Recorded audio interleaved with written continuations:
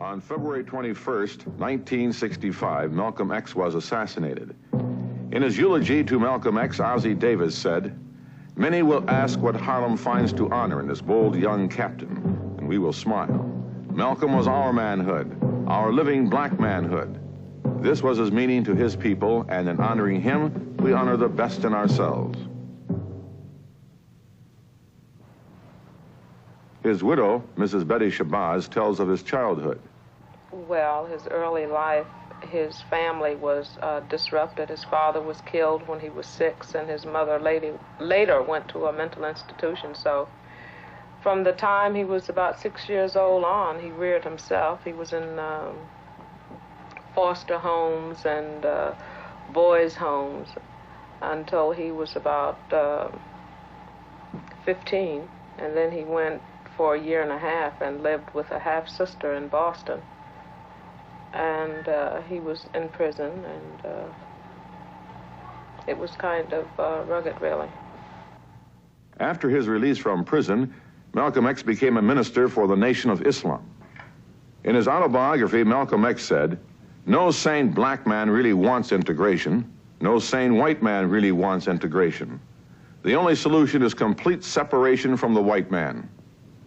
And one of the facts in your estimation is that Negro and white can never live together in America, can never coexist. Well, evidently, the white man feels that the Negro can never live with him because it's the white man who is stopping integration. I'm not the one who is stopping Negroes from integrating with whites. I'm not the one who keeps Negroes from integrating white schools. And so don't put the burden of proof on me. It is the white man himself who is guilty and whose guilt proves that the Negro and the white man can't live side by side. Now, if I'm wrong in saying they can't, just prove that I'm wrong by doing it, or just show me one place where it's done. If it can't be done in New York City, it won't be done anywhere in this country. Malcolm X became one of the best-known ministers in the Nation of Islam, but he was silenced for 90 days after the assassination of President Kennedy. Malcolm, would I be correct in saying you're going to initiate a new movement in this country? No, I don't think I'm equipped to initiate a new movement. But it's my intention to take the teachings of the Honorable Elijah Muhammad and make them work on a broader level. Mm-hmm. How long has this been building up, this decision to make the change? Well, I have been able to see for some time that it's that I do run into obstacles in trying to help him within the movement. So I want to help him just that bad, just that much. So it's my intention to try and do it now in the only way that I know how. And I think I can do it better without the restrictions that I would run into by being a part of the Muslim movement in this country. That is, the Muslim movement as it now exists. How severe were the restrictions these past 90 days? Oh, during the past 90 days, they were most severe. I've been completely silent. Not able to talk is a real affliction for you, is that right? Not only have I not been able to speak as a Muslim, I haven't even been able to speak as a man. Actually, going back to that incident, you have told me on other occasions that you didn't actually say you were glad the president was dead. What did you say, Malcolm? No, my subject that day was God's judgment of white America. And I showed the different incidents that had been building up, step by step, the fulfillment of prophecy, and that all of these things that were taking place were the result of some seeds that were badly sown, or some bad seeds that were sown.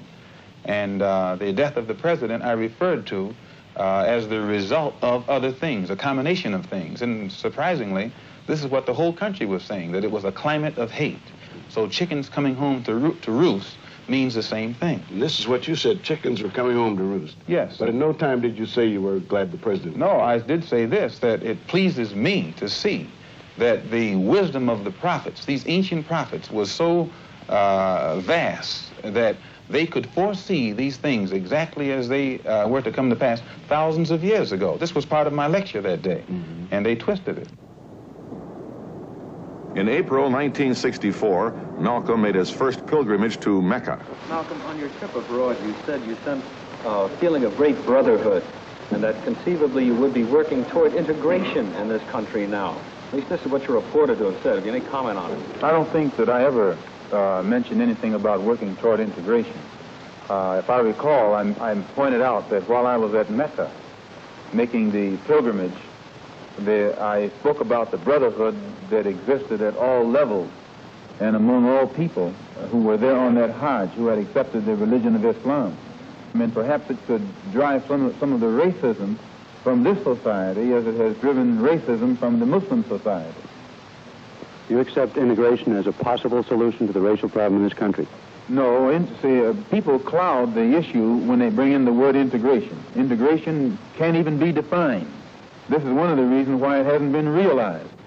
When a letter was written back and it was published in the New York Times, I think Mr. Handler published it, a lot of people felt that he was becoming an integrationist, which was not true.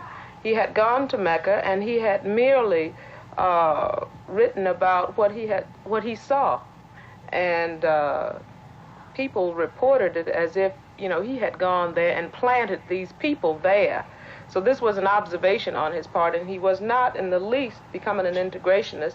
His role was forever the fight for black freedom.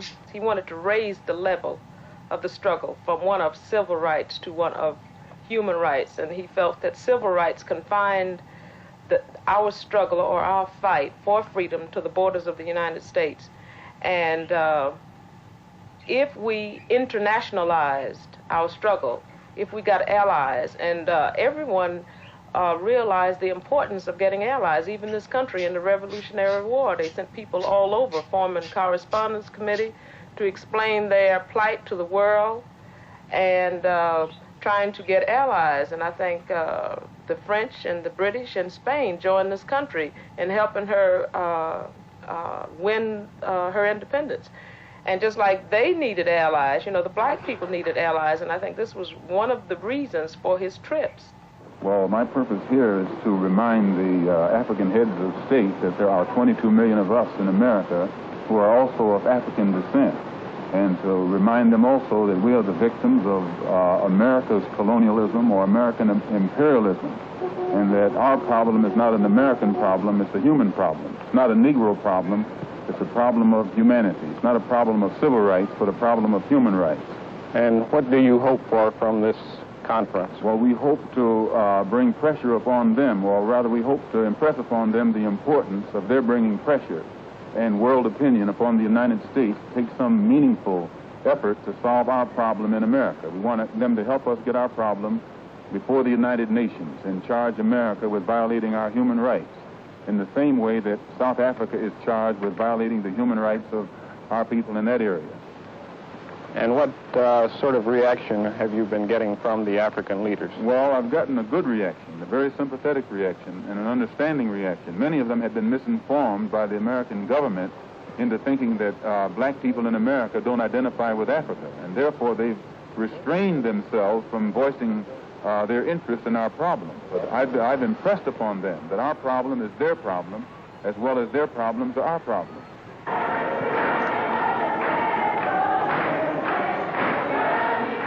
Through continuous struggle, Malcolm X attempted to unify the civil rights movement with black nationalism.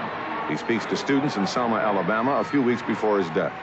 And now, if the federal government does not find it within its power and ability to investigate a criminal organization such as the Klan, then you and I are within our rights to wire Secretary General Uthon of the United Nations and charge the federal government in this country behind Lyndon B. Johnson with being derelict in its duty to protect the human rights of 22 million black people in this country.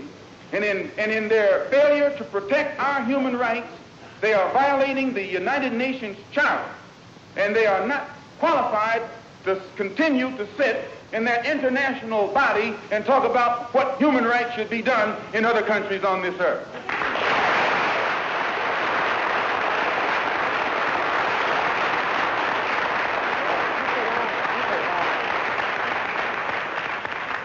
I have to say this, and I'll sit down. Back during slavery, when black people like me talked to the slaves, they didn't kill him. They'd send some old house Negro along behind him to undo what he said. You have to read the history of slavery to understand this. There were two kinds of Negroes. There was that old house Negro and the field Negro. And the house Negro always looked out for his master. When the field Negroes got too much out of line, he held them back in check. He put them back on the plantation. The house Negro could afford to do that because he lived better than the field Negro. He ate better, he dressed better, and he lived in a better house. He lived right up next to his master in the attic or the basement. He ate the same food his master ate and wore his same clothes. And he could talk just like his master. Good diction. And he loved his master more than his master loved himself. That's why he didn't want his master hurt. If the master got sick, he'd say, "What's the matter, boss? We sick?" He was as sick as the master. When the master's house caught a fire, he'd try and put the fire out. He didn't want his master's house burned. He never wanted his master's property threatened. And he was more defensive of it than the master was. That was the house Negro.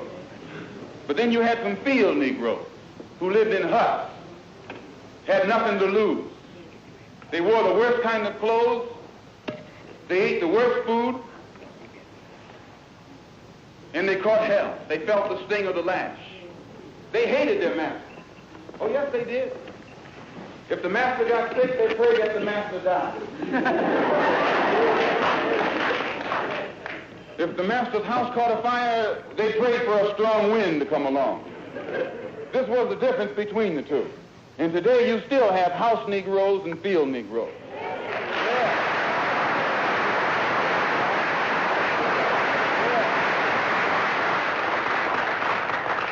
I'm a field Negro. If I can't live in the house as a human being, I'm praying for a wind to come along. If the master won't treat me right and he's sick, I'll tell the doctor to go in the other direction.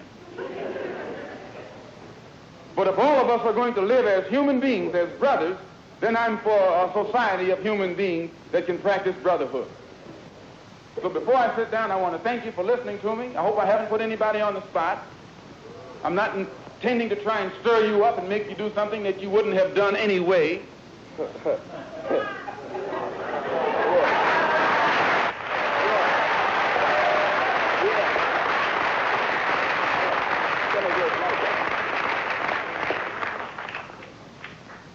I pray that God will bless you in everything that you do.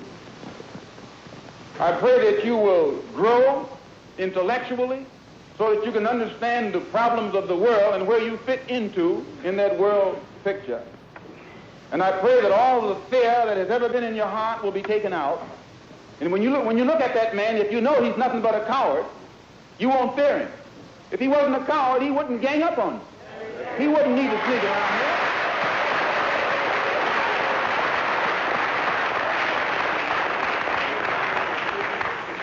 This is how they function. They function in mobs. That's a coward. They put on a sheet so you won't know who they are. That's a coward. No. The time will come when that sheet will be ripped off. If the federal government doesn't take it off, we'll take it off.